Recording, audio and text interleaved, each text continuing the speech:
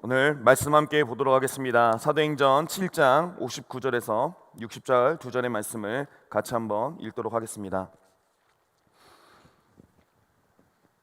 읽습니다. 그들이 돌로 스데반을 치니 스데반이 부르짖어 이르되 주 예수여 내 영혼을 받으시옵소서 하고 무릎을 꿇고 크게 불러 이르되 주여 이 죄를 그들에게 돌리지 마옵소서. 이 말을 하고 자니라. 아멘. 예수님을 믿는다는 그 일에서는 저에겐 참 좋은 일입니다. 여러분들은 어떠신지 모르겠습니다. 저는 예수님을 믿는 이 일이 가장 좋습니다. 그 이유 중에 하나는 내 인생이 해석이 되더라. 그러니까 다시 말해서 사실 예수님 믿는다고 좋은 일만 발생하는 거 아닙니다. 예수님을 믿더라도 얼마든지 어렵고 힘든 일은 다가올 수 있습니다.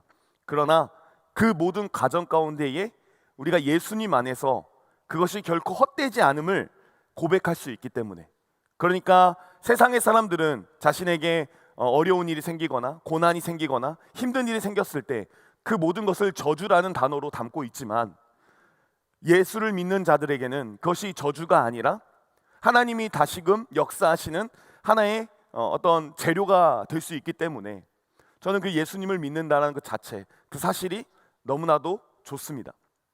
사랑하는 우리 예배자 여러분, 여러분들은 어떠십니까?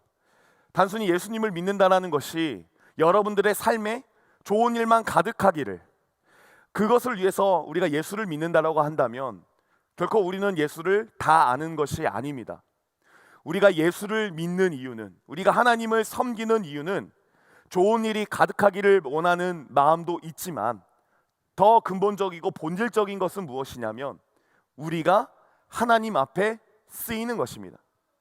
우리가 하나님 앞에 쓰이는 것, 우리가 하나님이 우리를 붙잡아 주시는 것, 그것이 예수를 믿는 자들의 가장 큰 행복이고 가장 큰 승리다라는 사실입니다. 오늘 말씀도 그렇습니다. 스데반이라는 사람이 등장하죠. 이 스데반이라는 사람은 어떤 사람이었냐면 믿음이 좋은 사람이었습니다. 믿음이 아주 좋은 사람이었습니다. 사도행전 6장 7장 이렇게 보시면 아시겠지만 7 집사가 뽑히는데요, 그 중에 한 명이 스데반입니다. 그 7 집사라고 예전엔 했지만 지금은 그렇진 않은데요, 이 선출된 7명 중에 한 명인 이 스데반, 그는 참 믿음이 좋은 사람이었습니다. 그 믿음이 좋은 스데반이 하나님 앞에 나아갔을 때에 그 모든 행적이 풍성했습니다.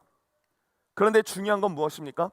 이 풍성하다라는 단어 속에 단순히 그의 삶이 호의호식했다라는 것을 의미하는 것이 아니라 그가 그 믿음에 걸맞는 자신의 삶의 구례를 받아들이게 되었다라는 사실입니다. 여러분, 스데반이 어떤 최후를 맞이하는지 아십니까? 스데반은 어떤 최후를 맞이하냐면 사람들에게 돌로 맞는 최후를 당하게 됩니다. 혹시 여러분들 중에 돌로 맞아본 사람 있습니까? 돌? 예전에 우연치 않게 이제 이렇게 냇가에서 낚시를 한 적이 있었는데 갑자기 제 머리에 뭐가 날라온 거예요. 그게 뭐였냐면 낚시추였어요. 그러니까 낚시를 하시는 분이 물고기를 낚아야 되는데 누구를 낚은 겁니까? 저를 낚은 겁니다. 그때 제가 추에 머리를 맞았던 기억이 있는데 그때 이제 맞고 나서 많이 아팠죠. 근데 지금 스데반이 맞는 돌은 그냥 어쩌다 한 대 맞은 그런 돌이 아닙니다. 스데반이 맞은 돌은 사람들로 하여금 죽을 때까지 맞는 돌입니다. 그러니까 돌을 던져서 맞고 떨어진 돌을 다시 주워서 다시 던지고, 그러니까 죽을 때까지 맞는 돌, 그게 지금 스데반이 오늘 본문에서 맞는 돌입니다. 59절을 보면 그들이 돌로 스데반을 치니라고 이야기하고 있습니다. 여기서 말하는 그들은 유대인들입니다. 유대 민족들입니다. 그러니까 스데반의 민족들이 돌로 스데반을 치고 있는 겁니다. 근데 여러분, 스데반이 왜 돌을 맞았을까요? 스데반이 크게 잘못했을까요? 절대 그렇지 않습니다. 스데반이 죄를 가지고 있다면 딱 한 가지 죄밖에 없었습니다. 그것은 예수님을 증거한 일밖에 없었습니다. 그러니까 지금 스데반이 돌을 맞은 이유는 그가 예수님을 증거했다라는 이유로 돌을 맞고 있다라는 사실입니다. 여러분, 이게 이해가 되십니까? 우리는 생각합니다. 무엇인가? 오늘도 길거리 전도 우리 같이 나갈 거죠? 나가면 좋은 일만 있겠죠? 우리는 주를 위한 일을 했을 때 무엇인가 좋은 일을 기대합니다. 내가 예수 그리스도를 위해 달려가는 길이기 때문에 예수님께서 우리에게 뭔가 평탄한 길을 허락하실 거라고 생각하는데요, 때로는 우리의 삶 가운데에 예수로 인해서 돌을 맞을 때도 있다는 사실입니다. 예수로 인해서 고난을 당할 수도 있다는 사실입니다. 예수를 위해서 핍박을 받을 때도 있다는 사실입니다. 여러분, 그렇다면 여러분들에게 한번 질문해 보겠습니다. 예수를 증거했을 때 고난이 오고 핍박이 오고 돌에 던짐을 맞는다라고 한다면 여러분들은 예수님을 증거하시겠습니까? 안 하시겠습니까? 똑바로 잘 대답하십시오. 증거하겠습니까?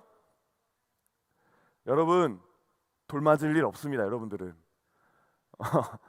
그냥 눈 감고 하겠습니다, 이렇게 해도 무방하죠. 사실 저와 여러분의 삶 가운데에서는 스데반처럼 예수를 증거한다고 해서 돌에 맞을 만한 일은 생기지 않을 수는 있습니다. 그러나 우리의 삶은 분명 스데반이 돌을 맞은 것처럼 예수로 인해서 받아야 될 희생과 예수로 인해서 받아야 될 고난과 예수로 인해서 받아야 될 역경이 있을 수 있다는 사실입니다. 왜 우리가 이런 역경과 고난을 받아야 될까요? 딱 한 가지 이유밖에 없습니다. 그것은 무엇이냐면 그 고난과 역경을 통해 예수 그리스도께서는 일하시기 때문입니다. 예수님 그 자체를 한번 저와 여러분이 살피기를 원하는데요, 여러분, 예수님이 어떻게 우리를 구원해 주셨습니까?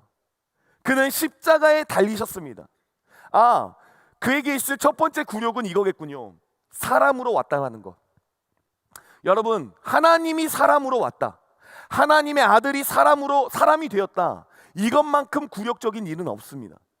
그런데 거기에서 끝나는 것이 아니라 예수님께서는 우리를 위하여서, 우리의 죄를 위하여서 십자가라는 고난과 고통을 대신 져 주셨다는 사실입니다. 그런데 거기서 끝이 아니라 십자가를 통해서 사람이 살아나는, 생명이 살아나는 놀라운 역사를 바라볼 수 있게 되었다는 사실입니다. 이것이 교훈이 되었기 때문에 누군가의 희생을 통해서, 누군가의 헌신을 통해서 어떠한 영혼이 살아나는 것, 그게 어떻게 보면 그리스도 교회, 기독교의 진리이며 원리입니다. 우리가 이미 그걸 받았고, 그걸 받은 우리가 이제 해야 될 일은 무엇입니까? 누군가를 살리며 나아가는 겁니다. 여러분, 예수님의 자녀로서, 우리가 하나님을 믿는 자로서 가장 복된 일은 뭘까요? 가장 복된 일은 뭘까요? 저와 여러분이 예수님을 믿는 사람으로서 가장 복된 일은 우리를 통해 누가 살아나는 겁니까? 영혼이 살아나는 겁니다. 영혼. 여러분들 통해, 저를 통해 믿지 않는 자들이 하나님을 알게 되고 하나님의 사랑을 알게 되는 것, 예수 그리스도를 알게 되는 것, 이것만큼 복된 것은 없습니다. 이거보다 더 복된 게 있습니까? 이거보다 복된 것은 없습니다. 여러분, 성경은 풍성한 삶을 이야기하고 있습니다. 저와 여러분이 상황과 환경에서도 뛰어넘을 수 있는 기쁨과 행복을 이야기하고 있는데요, 그 기쁨과 행복은 누가 누릴 수 있냐면 올바른 방향과 올바른 길을 알고 있는 사람입니다. 올바른 길, 올바른 방향. 우리가 예수를 믿는다고 해서, 교회를 나온다고 해서 다 하나님이 주시는 풍성함을 누리는 것은 아닙니다. 올바른 방향과 올바른 길로 내 어떤 발걸음이 설정되지 않는다고 한다면 우리는 교회를 백날 천날 다녀도 하나님이 주시는 풍성한 삶을 누리질 못한다는 겁니다. 근데 우리가 그 풍성한 삶을 누릴 수 있는 유일한 비결과 방법이 있다면 첫 번째는 하나님과 관계하는 것, 말씀과 기도 가운데 하나님의 풍성함을 누릴 수 있다고 한다면, 더 나아가서 우리에게 실천적인 풍성함이 있다면 그것은 영혼을 살리는 겁니다. 여러분들이 만약에 나는 예수님을 믿으면서 내 직업과 내 물질과 나의 삶의 번영과 성공을 위해서 내가 교회에 앉아있고 내가 예수를 따르고 믿는다고 한다면, 마냥 그런 것들을 기대하며 예수님 앞에 나왔다고 한다면 여러분들의 삶의 풍성함은 전혀 누릴 수가 없을 것이고요, 여러분들에게 누릴 수 있는 유일한 한 가지가 있다면 조바심일 겁니다. 두려움일 것입니다. 불안일 것입니다. 그러나 우리가 예수님 앞에, 복음 앞에 나의 삶을 다 내어놓고, 주님, 제가 한 생명을 살리겠습니다, 제가 받은 은혜를 누군가에게 나누겠습니다, 이 마음을 작정하고 이 마음을 결단하는 그 순간 우리의 삶은 하나님이 밝혀주시는 놀라운 은혜, 하나님이 나와 늘 함께 계시다는 그 은혜를 깨달을 수 있다는 사실입니다. 저는 저와 여러분이 가장 큰 기쁨이 그게 되었으면 좋겠습니다. 한 영혼을 살리는 것에, 예수를 믿지 않는 자들에게 예수를 증거하는 것에 가장 큰 기쁨을 누리며 살아가는 저와 여러분이 되기를 간절히 소망하고요, 우리가 꼭 기억해야 될 한 가지가 있다면 예수님은 그 일을, 하나님은 그 일을 가장 좋아하신다는 겁니다. 하나님을 가장 기쁘시게 할 일은 무엇입니까? 우리가 우리의 삶 가운데에 하나님의 말씀을 실현시키는 것, 순종하며 살아가는 것, 하나님의 영광을 돌리면서 살아가는 것 맞지만, 하나님이 실천적으로 봤을 때 기뻐하는 것은 무엇이냐면 나를 통해 한 영혼이 살아나는 것, 그것이 하나님이 기뻐하시는 가장 큰 일이다라는 사실입니다. 근데 여러분, 한 영혼을 살리는 게 쉬울까요? 어려울까요? 쉬울까요? 어려울까요? 왜 대답을 못하세요? 뒤에 있는 분들 쉬울까요? 어려울까요? 한 영혼을 살리는 거는요, 쉽지 않습니다. 여러분, 우리가 한 영혼을 하나님 앞에 데리고 오는, 뭔가 하나님 앞에 오는 그 일은 쉽지 않습니다. 그래서 때로는 좌절하고 낙심하고, 때로는 아무것도 손에 잡히지 않는, 내 어떤 삶이 굉장히 허무하고 내가 하는 이 모든 일이 과연 잘 하고 있는 것인가? 라는 생각이 들 때도 있습니다. 내가 누군가를 전도하기 위해서, 누군가를 하나님의 사랑을 알려주기 위해서 노방전도도 나가고, 또 여러 가지 한 사람에게 많은 것을 쏟아내고, 또한 잘해주고 하는 그 모든 과정 가운데에 그 일이 쉽지 않다는 것을 우리는 깨닫고 좌절되고 낙심할 수 있다는 사실입니다. 그런데 여러분, 저는 여러분들에게 좌절하지 말기를 간절히 권하고 싶습니다. 저는 여러분들에게 절대 낙담하지 말자고 말씀드리고 싶습니다. 오늘 스데반을 보십시오. 스데반이 예수님으로 인해서 돌을 맞고 있습니다. 근데 만약에 여러분, 예수님으로 인해서 돌을 맞고 있다면 이제 뭐 기도라도 해야 될 거 아니겠습니까? 그렇다고 한다면 여러분들은 어떤 기도를 하시겠습니까? 저는 한번 곰곰이 생각을 해봤는데요, 제가 만약에 이렇게 돌을 맞는 현장에 있다고 한다면 전 이렇게 기도했을 것 같아요. 주님, 지금이 타이밍입니다. 하늘에서 불을 내려 주십시오. 저들을 다 싹 쓸어 주십시오. 예수를 증거하는데 감히 돌을 던집니까? 어찌 그럴 수 있습니까? 저를 통해 저 백성들이 어리석음을 깨닫게 하여 주시옵소서. 갑자기 그럴 때 기도했더니 하늘에서 불비가 막 싹 쓰러지고 나는 살아나고, 아니면 이게 좀 양심에 찔린다고 한다면 전 이렇게 기도했을 것 같아요. 주님, 살려주세요. 주님 살려주십시오. 여러분들은 그렇게 기도 안 하실 것 같으세요? 만약 여러분들이 돌을 맞는 현장에 있다고 한다면 여러분들은 뭐라고 기도하시겠습니까? 분명 여러분들은 저와 비슷한 기도를 하실 겁니다. 주님, 제가 잘 몰랐어요. 이렇게 심각한 일인지 몰랐네요. 지금이라도 제가 돌이킬 수 있으면 돌이키겠습니다. 제발 돌을 거두시고 제가 말했던 거 다 취소입니다. 그렇게 기도하지 않았습니다. 스데반이 어떻게 기도했는지 오늘 59절 60절을 다시 한번 읽어보도록 하겠습니다. 59절 60절 다시 한번 읽습니다. 시작. 그들이 돌로 스데반을 치니 스데반이 부르짖어 이르되 주 예수여 내 영혼을 받으시옵소서 하고 무릎을 꿇고 크게 불러 이르되 주여 이 죄를 그들에게 돌리지 마옵소서 이 말을 하고 자니라. 아멘. 여러분 뭐라고 기도하고 있습니까? 첫 번째는요, 주 예수여 내 영혼을 받으시옵소서. 이 무슨 의미입니까? 주님, 저는 이 자리에서 죽겠습니다. 주님, 저는 이 자리에서 죽을 각오가 되어 있습니다. 그런가 하면 두 번째 기도는 뭡니까? 주여 이 죄를 그들에게 돌리지 마옵소서. 저는 이 스데반의 기도 제목을 보면서 대체 왜?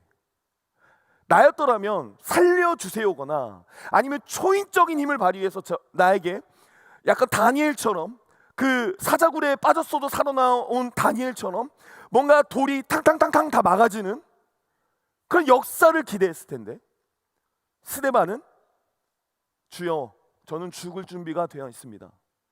그리고 더불어서 이들의 죄를 용서하여 주옵소서 라고 기도하고 있는 것일까요? 여러분, 우리가 착각하면 안 되는 것이 있습니다. 그것은 뭐냐면 아까도 얘기했지만 예수님을 증거하는 일에는요 죽을 수도 있다라는 겁니다. 예수님을 전하며 살아가는 일에는요 내 모든 것을 잃어버릴 수도 있다라는 사실입니다. 우리는 생각하죠. 예수님을 전하는 그 모든 일이, 그 일을 통해 예수님이 나를 잘 봐주시면 내가 뭔가 좀 더 풍요로운 삶을 살 수 있겠거나 내가 떵떵거리는 삶을 살아갈 수 있겠는가, 그런 고민들을 하지만요, 예수님을 증거하는 일에는 죽음도 찾아올 수 있다라는 것. 다니엘처럼 사자굴에 건진받을 수도 있지만 때로는 스데반처럼 죽을 수도 있다라는 사실입니다.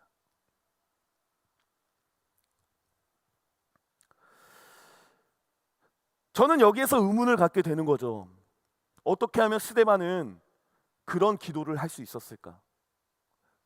어떻게 하면 스데반은 그 돌로 맞는 현장에서도 주님, 저는 죽을 준비가 되어 있습니다. 제 영혼을 받아주십시오. 이들을 용서해 주십시오 라고 기도할 수 있었을까? 확실한 그 묵상 가운데에 확실한 하나의 사실을 깨닫게 된 것은 뭐냐면, 스데반이 이 모든 과정을 통해서 영혼이 살아날 것을 알았다라는 겁니다. 그러니까 다시 말해 과정이라는 것을 알고 있었던 거예요. 과정. 그러니까 여러분, 누군가 그 유대인들을 예수님 앞에 돌아오기 위해서 때로는 다니엘처럼 기적을 나타나는 사람이 있어야 할 뿐만 아니라 때로는 누군가가 죽어야 되는, 누군가가 엎드려야 되는 일도 발생할 수 있는데 자기가 그 일에 쓰였다라는 확신이 있다라는 겁니다. 그러니까 자기가 죽으면 많은 사람들이 구원을 받을 수 있을 것이다라는 확신이 있었다는 겁니다. 그래서 그는 과감없이 자신의 목숨을 하나도 아깝게 여기지 아니하고 내던질 수 있었습니다. 근데 여러분, 의문이죠. 어떻게 자신의 목숨을 그렇게 내줄 수 있을 것인가? 힌트는 60절에 뭐라고 이야기하고 있습니까? 60절 다시 한번 볼까요? 뒤에 보면 이 말을 하고 자니라. 여러분, 스데반은 뭐 했습니까? 죽었습니다. 스데반은 죽었는데 지금 이 성경에서 60절에서는 뭐라고 표현하고 있습니까? 잔다라고 표현하고 있습니다. 잔다. 여러분, 이 잔다는 헬라어로 코이마오입니다. 코이마오. 이 코이마오라는 단어는 말 그대로 그냥 자는 거예요. 근데 여러분, 죽은 사람한테 잔다라고 하면 뭐예요? 이거잖아요. 그죠? 죽은 사람한테는 죽었다라고 해야죠. 그런데 성경은 뭐라고 이야기합니까? 스데반에게 죽었다라고 말하는 것이 아니라 잔다라고 이야기합니다. 잔다. 잔다. 이것을 좀 더 풀어가기 위해서 데살로니가전서 4장 14절을 같이 한번 읽어보도록 하겠습니다. 같이 읽습니다. 시작. 우리가 예수께서 죽으셨다가 다시 살아나심을 믿을진대 이와 같이 예수 안에서 자는 자들도 하나님이 그와 함께 데리고 오시리라. 아멘. 여러분, 잔다라는 그 표현을 한 이유는 무엇이냐면 예수를 믿는 자들은 부활할 것이기 때문입니다. 예수를 믿는 자들은 육체의 죽음이 그 죽음에서 끝나는 것이 아니라 다시금 예수 그리스도 안에서 살아날 그 날이 있기 때문에 그를 죽음을 잔다라고 표현하는 거죠. 스데반이 어떻게 자신의 인생을 그렇게 가감없이 희생 제물로 드릴 수 있었습니까? 내가 이 땅의 삶이 전부야 라고 했다면 그는 그렇게 자신의 목숨을 내어줄 수가 없었습니다. 그러나 그에게는 무엇이 있습니까? 나는 예수 안에서 다시 살아날 것을 안다. 나는 예수 안에서 다시금 태어나 하나님의 영광이 되는 그날이 올 것을 안다. 그것을 너무나도 잘 알았기 때문에 스데반은 자신의 삶을 드릴 수 있었던 겁니다. 자신의 삶을 가장 값진 일에 쓰게 할 수 있었던 겁니다. 자신의 삶을 내어 주어도 하나도 아깝게 여기지 않은 것입니다. 왜냐? 그를 통해서 역사가 일어날 것이라는 확신이 있었기 때문입니다. 아니나 다를까 58절을 한번 같이 읽어보도록 하겠습니다. 시작. 성 밖으로 내치고 돌로 칠세 증인들이 옷을 벗어 사울이라는 청년의 발 앞에 두니라. 아멘. 여러분, 사울이 누굽니까? 사울은 우리가 너무나도 잘 알고 있는 사도 바울입니다. 여러분, 사도 바울이 어떤 사람이었습니까? 우리가 아는 사도 바울은 어떤 사람이었습니까? 우리가 아는 사도 바울은요, 굉장히 위대한 사람입니다. 그는 수많은 성경을 썼습니다. 그는 수많은 예수를 위해서 수많은 헌신과 수많은 희생을 했습니다. 그런데요, 사실 사도 바울은요, 그런 사람이 아니었습니다. 사도 바울은 어떤 사람이었습니까? 스데반과 같이 예수를 증거하는 자들을 돌로 쳐 죽이는 사람이었습니다. 그런 바울이 스데반의 돌로 맞아 죽을 그 현장에 있었다는 겁니다. 이게 무엇을 의미합니까? 스데반의 죽음이 누구에게로 흘러가는 겁니까? 사도 바울에게 영향을 미쳤다라는 사실을 저와 여러분은 깨달을 수 있다라는 사실입니다. 제가 책을 쓴다면 쓰고 싶은 책 제목이 있어요. 혹시 괜찮은지 한번 들어보세요. 헛된 것은 없다. 반응이 별로 안 좋은데? 헛된 것은 없다. 괜찮죠? 안 괜찮은가 본데? 여러분들 이야기 안 써줄 거예요, 그러면.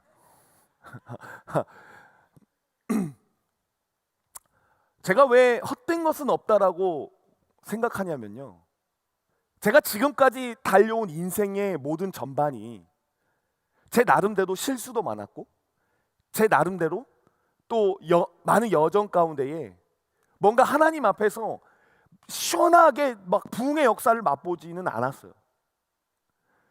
그러니까 제가 막 설교한다고 막 여러분들이 막 다 눈물을 흘리고 막 그런 역사가 한 번도 없었어요. 그런데 제가 돌아봐서 생각해 봤을 때 그 과정과 그 인생의 여정이 하나님 앞에 재료로 쓰이더라고요. 좀 어렵게 설명했는데 여러분, 지금 브리지어스가 이렇게 300명 정도 모이는 이유가 제가 잘나서입니까? 그렇지 않습니다. 저 이전에 사역자가 있었고 저 이전에 사역자가 있었습니다. 그 사역자들의 발길을 통해서 지금 우리 브리처스가 있는 거죠. 만약 그 3, 4년 전에 신용호 목사님한테 그때 어떠셨어요? 라고 물어보면 뭐라고 대답했을까요? 아, 모르겠습니다. 힘듭니다. 어려웠습니다. 이렇게 이야기하지 않겠습니까? 제가 드리고 싶은 말씀은 뭡니까? 세상은 말하죠. 우리는 말하죠. 뭐라고 이야기합니까? 뭔가 예수 믿으면 잘 되고, 예수 믿으면 풍성해지고, 예수 믿으면 막 능력이 생기고, 예수님 잘 믿으면 어찌 보면은 브리처스가 1000명이 되지 못한 것은 우리가 믿음이 없어서 그런 것이다 라는 어떤 것들의 해석들을 해 나가는데요, 사실 그게 아니라는 겁니다. 우리는 때로는 궁핍의 시간을 지나야 될 때도 있고요, 때로는 고난의 시간을 지나야 될 때도 있고요, 때로는 힘들고 어려운 난관의 시절을 지나고 버텨내야 되는 시간들도 있다라는 겁니다.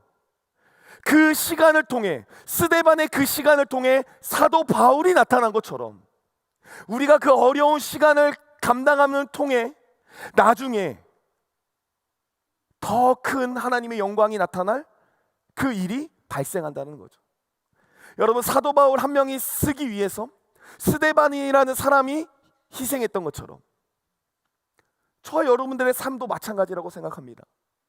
사람들은 대부분 뭘 원하냐면 열매를 원합니다. 그렇지 않습니까? 여러분들 통해서 여러분들 큰 열매가 있기를 원하지 않습니까? 뭐 저로 예를 들까요? 저를 통해서 제가 브리처스 있는 동안 우리 브리처스가 1000명, 2000명이 됐으면 좋겠습니다. 아멘? 예, 감사합니다. 그런데 여러분, 그러지 못할 수도 있잖아요. 어찌 보면 제가 그거에 발판이 될 수도 있는 거잖아요. 그런데 그 발판에 사람들은 만족하지 못합니다. 그 발판이 되는 것을 굉장히 어려워합니다. 많은 사람들은 그저 자신이 열매만을 맛보기를 원하기 때문에 열매만, 좋은 열매가 있을 때만 하나님의 역사라고 이야기하고, 뭔가 견뎌야 되고 고난이 있는 그 시절에는 하나님의 역사가 없다라고 이야기를 합니다. 그런데 여러분, 절대 그렇지 않다라는 겁니다. 우리가 예수님을 위해서, 복음을 위해서 무엇인가 고난을 당하고 어려움을 당하는 그 순간도 값진 겁니다. 그 순간도 하나님은 귀하게 여기신다라는 겁니다.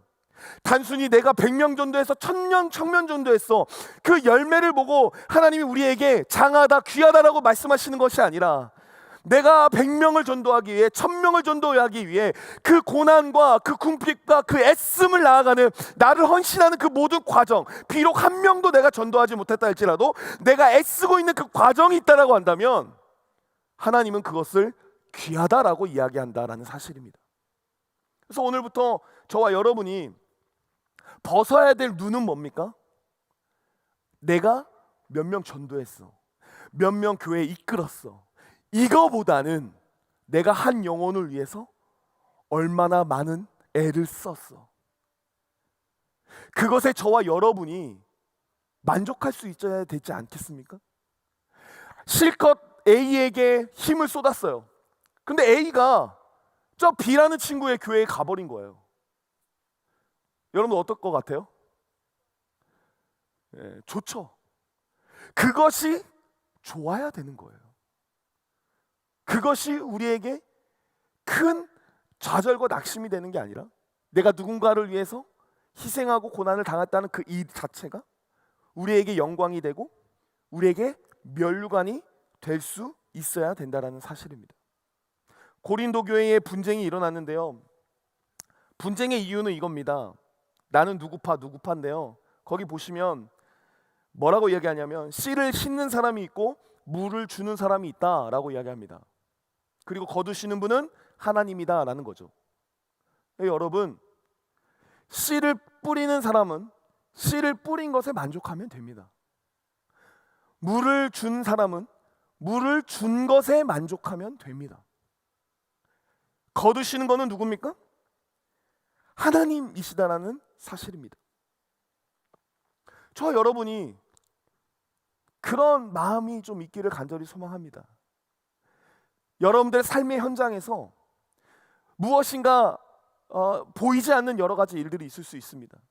무엇인가 여러분들 삶의 현장에서 예수로 인해서 내가 무엇인가를 다짐하고 애쓰고 하는 그 모든 과정이 있을 수 있습니다. 그런데 보이는 것은 더 상황이 악화될 수도 있어요. 근데 그 악화됨을 보는 것이 아니라 내가 지금 주를 위해서 애쓰고 있다는 그 마음을, 그 열정을, 그 헌신을, 그 결단을 저와 여러분이 볼 수 있기를 간절히 소망합니다. 그런데 여기서 이제 질문이 드는 거죠. 여러분들 애쓰고 있으십니까? 여러분들 삶의 현장에서 하나님이 가장 좋아하는 그 일로 한 영혼을 위해서 희생하고 애쓰고 계십니까? 애쓰세요? 힘을 쓰세요? 한 영혼을 구원하고 한 영혼을 바라보는 그 일에 관심이 있으세요? 여러분, 만약 여러분들이 관심이 없다라고 한다면 여러분들은 이기적인 사람들입니다. 여러분들은 독선적인 사람들입니다. 왜 그런지 아세요? 여러분들을 위해서 누군가 애써준 사람이 있었는데 그것으로 인해서 내가 지금 예수라는 자를 믿음으로 고백하고 있고 이 자리에 있는데 나는 그 사랑을 누군가에게 흘려내주지 못한다고 한다면 그것만큼 이기적이고 독선적인 것이 어디 있겠습니까? 저를 위해서, 제가 이 자리에 있기 위해서 저를 위해 애썼던 수많은 사람들이 있었습니다. 저를 이끌어 주시기 위해서, 저를 진짜 지금도 목사답진 않지만 목사다운 자로 세워주기 위해서 수많은 사람들이 저를 위해서 기도했고, 제가 이 자리에 서기 위해서 수많은 사람들이 저를 위해 헌신해주고 고생해 주었습니다. 이것은 저뿐만 아니라 여러분도 마찬가지라고 생각합니다. 여러분들이 이 자리에서 예배하고 이 자리에서 무엇인가 하나님이라는 존재를 만나기 위해 나오는 이 여정에는요, 수많은 사람들의 희생과 헌신이 있었다는 겁니다. 심지어 그 사람들은요, 여러분들이 지금 교회에 나오고 있다는 사실조차도 모를 수 있습니다. 그렇죠? 얼마나 마음이 어려웠을까요? 그런 은혜를, 그런 사랑을 우리가 받았다고 한다면 이제 우리가 해야 될 일은 무엇일까요?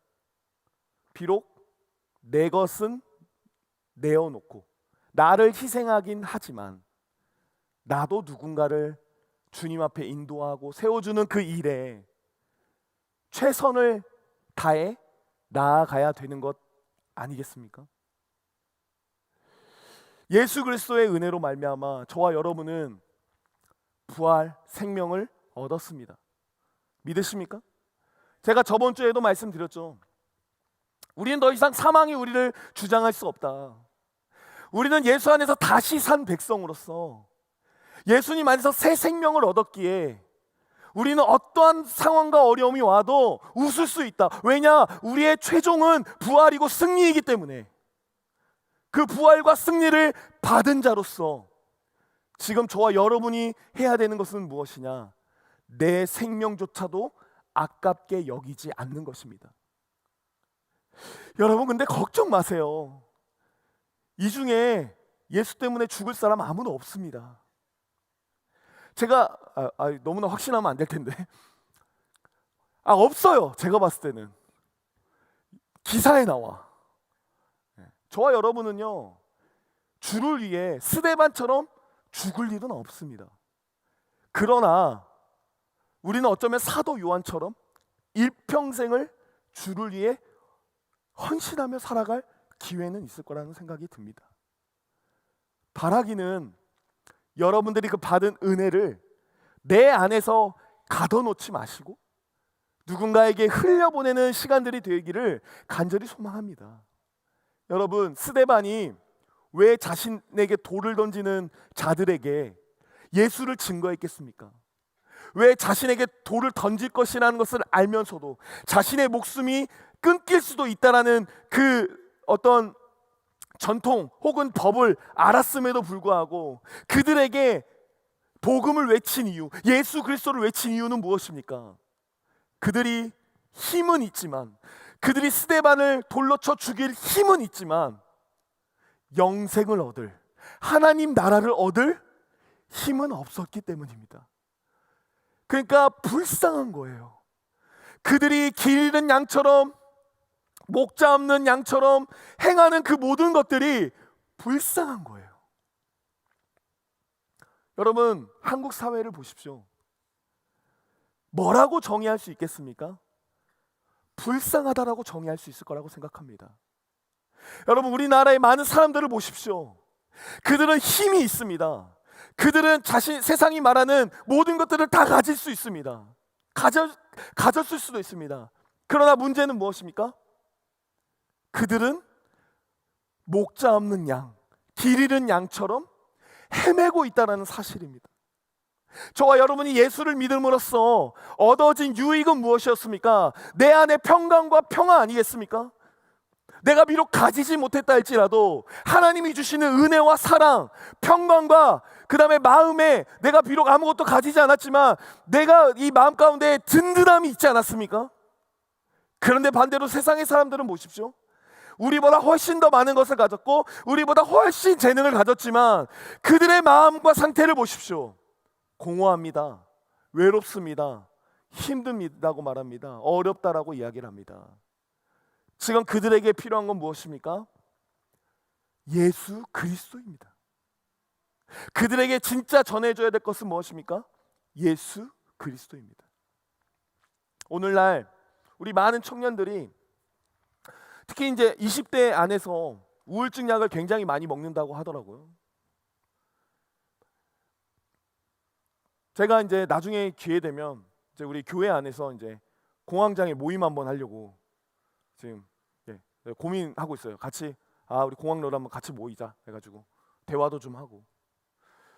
근데 여러분, 교회뿐만 아니라 세상을 향해 나아가다 보면 요즘 마음이 아픈 자들이 굉장히 많습니다. 근데 여러분 생각해 보십시오. 우리나라는 1960년대 보릿고개 하는 그 시절보다 훨씬 더 잘 삽니다. 당장에 일을 하지 않아도 우리는 먹고는 살 수 있는 나라가 되었습니다. 여러분, 따지고만 보면 모두 다 행복해야 되고요, 모두 다 즐거워야 됩니다. 예전에 비해서, 예전에 우리 어르신들의 세대 보면은 먹을 것만 해결되고 잠잘 것만 해결되면 행복하겠다라고 생각했습니다. 근데 지금 그 모든 게 다 해결됐습니다. 그런데 문제는 뭡니까? 다 해결됐는데 오히려 불안하고 우울하고 두려운 사람들은 훨씬 더 많아졌다는 겁니다. 이것이 무엇을 의미합니까? 예수 아니면, 복음 아니면 그 모든 것들이 채워질 수가 없다라는 것입니다. 우리 주변에 많은 어려운 사람들이 있습니다. 보기에는 괜찮습니다. 보기에는 웃습니다. 보기에는 잘 사는 것 같습니다. 그러나 영적인 상태, 마음의 상태가 무너져 있는 많은 사람들이 있는데 그 사람들을 저와 여러분이 단순히 나를 희생해야 된다고 해서 외면하면 되겠습니까? 내 것을 나눠줘야 된다고 해서 그냥 두면 되겠습니까? 살려야죠. 왜요? 우리가 살았으니까. 내가 살았으니까.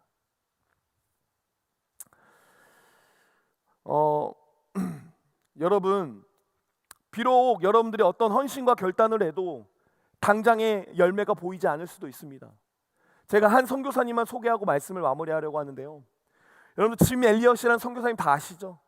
창끝이라는 영화 유명하지 않습니까? 그렇죠? 혹시 보셨나요? 이 짐 엘리엇이라는 선교사님은요, 1956년에 4명의 동료들과 함께 그 에콰도르라고 하는데 가장 그 악명이 높았대요. 접근하기가 어려운 그 아우카 부족이라는 사람들에게 복음을 전하러 갑니다. 그런데 복음을 증거하러 들어가는 그 순간 어떻게 되는지 아세요? 죽습니다. 창에 찔려 죽습니다. 여러분, 말 한마디도 못합니다. 예수 믿으세요, 이 말도 못한 채요, 그 부족에 들어가는 순간 그 부족들은요, 그 선교사와 4명의 동료를 다 창으로 찔러 죽입니다. 여러분, 이것만큼 헛된 죽음이 어디 있습니까? 아무것도 못하고 죽는 이 죽음이 얼마나 헛됩니까? 그런데요, 놀랍게도요, 그 이후에 이 짐 엘리엇 아내 되시는 그 엘리자베스 엘리엇이라는 그분이 간호사 훈련을 받고 다시 그 부족에 들어갑니다. 1년 후에. 근데 이 부족의 룰이 뭐냐면 남자는 죽이는데 누구는 안 죽여요? 여자는 안 죽이는 거예요. 네, 남자는 죽이는데 여자는 안 죽이는 거예요. 그게 그들의 룰이었어요. 그래서 이 엘리자베스 선교사님이 그 부족에게 들어가서 열심으로 이제 의료 선교를 하게 되고요. 자그마치 5년 동안 헌신을 합니다. 5년 동안. 그리고 이제 안식년을 위해서 이제 본국으로 돌아간다. 나는 이제 조금 쉬어야겠다. 안식년을 갖는다라고 해서 이제 돌아가려고 하는데 추장이 너무 고마우니까 파티를 열어준 거예요. 그래서 이제 추장이 거기서 이제 물어요. 그녀에게. 그러니까 뭐라고 묻냐면 당신 대체 누굽니까? 이렇게 물어요. 왜냐하면 자기들에게 너무 좋은 의료 선교를 해줬으니까. 그러자 엘리자베스 선교사님 뭐라고 얘기하냐면 이렇게 이야기합니다. 5년 전 당신들이 죽인 남자가 내 남편입니다. 하나님의 사랑 때문에 저도 여기까지 오게 되었습니다. 여러분 대단하지 않습니까? 이 5년 동안 그것을 말하지 않는 것도 전 대단하다고 생각하는데 내 남편을 죽인 그 부족을 위해서 5년 동안 헌신을 한 겁니다. 그리고 5년이 된 해에 자신이 왜 여기에 왔는지에 대해서 비로소 추장들에게 사람들에게 이야기할 수 있었던 거죠. 그러자 그 부족에게 어떤 일이 발생한지 아십니까? 예수를 영접하는 일이 발생하기 시작합니다. 특별히 짐 엘리엇 선교사를 죽인 키모라는 청년이 있는데 이 키모라는 청년은 나중에 그 아우카 부족의 최초의 목사가 됩니다. 여러분 짐 엘리엇 선교사님의 죽음이 헛되다고 생각하십니까? 들어가서 말 한마디도 못하고 창에 찔려 죽은 그 인생이었는데 그 인생이 헛되다라고 이야기할 수 있겠습니까? 물론 당장은 헛되다라고 이야기할 수 있을 것입니다. 그러나 길게 보면 그 모든 여정 가운데에 생명의 구원의 역사가 일어났다라는 사실입니다. 나중에 짐 엘리엇 선교사님한테 만약에 만날 기회가 있으면 아우 어떡해요. 그 창 들어가자마자 바로 창 맞고 죽으셔서 너무 개죽음이라고 생각하셨죠? 괜히 갔다고 생각하시죠? 이렇게 묻는다면 짐 엘리엇 선교사님은 뭐라고 대답할까요? 네 맞습니다. 더 살 수 있었는데 개죽음이었어요. 진짜 이럴 수가 있습니까? 이렇게 대답하시겠습니까? 저는 그렇지 않다라고 생각합니다. 우리나라를 위해서도 헌신했던 많은 선교사님들이 있습니다. 그분들 풍토병에 걸려 죽은 분도 있고요. 심지어는 저번에 담임 목사님이 말씀하셨던 것처럼 조선인의 손에 죽은 자들도 있습니다. 그들에게 자신의 죽음이 너무 헛되지 않았습니까? 라고 물어본다면 한결같이 아닙니다라고 저는 대답할 거라고 확신합니다. 그들은 분명 내 죽음을 통해 이루어질 큰 열매를 보며 그때 나의 헌신이 아니었다면 나의 희생이 아니었다면 지금 이 자리에 없었을 많은 사람들을 생각하며 감사하며 하나님을 찬양하였을 거라고 확신합니다. 저와 여러분도 그 사랑이 지금까지 이어져 왔습니다. 방금 전에도 이야기했지만 여러분 한국의 복음화를 위해서요 많은 사람들이 애쓰고 힘썼습니다. 심지어 목숨까지 잃었습니다. 그 정신이 그 희생이 지금 이 한국 기독교의 역사까지 왔다라는 사실입니다. 그렇다면 이제 저와 여러분에게 남겨진 숙제는 무엇일까요? 저와 여러분이 사도 바울이 될 수 있기를 간절히 소망합니다. 누군가의 희생을 통해 세워졌으니 다시금 누군가를 세우고 영혼을 구하는 그 값진 일에 쓰임받는 저와 여러분이 될 수 있기를 간절히 소망합니다. 진짜 마지막으로 최근에 이제 잘잘법을 봤는데 김병삼 목사님 나오시더라고요. 그때 이제 위대함이라는 것을 설명했습니다. 위대함. 여러분 위대한 건 뭘까요? 진짜 위대한 건 뭘까요? 진짜 위대한 건 뭘까요? 많은 사람들이 생각하는 위대함은요, 무엇인가 큰 업적을 남기고 큰 건물을 남기고 많은 사람들을 남기는 것을 큰 위대함이라고 생각하는데요, 저는 그것을 보면서 진짜 위대함이라는 것은 무엇이냐면 하나님을 위해 내 모든 것을 바치는 것. 내 모든 것을 바쳤다 할지라도 그 열매는 상관없이 내가 지금 할 수 있는 최선과 최대를 하나님 앞에 다하는 것. 그게 저는 위대함이라고 확신합니다. 여러분 위대하십니까? 자신 스스로가 위대하다고 생각하십니까? 바라기는 여러분이 위대한 자들이 될 수 있기를 간절히 소망합니다.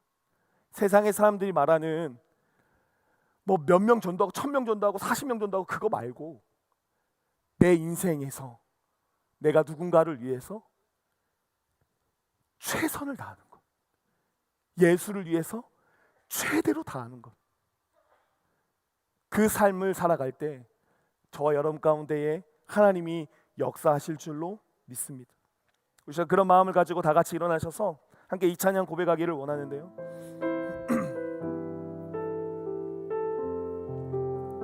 우리 미라 함께 고백합시다.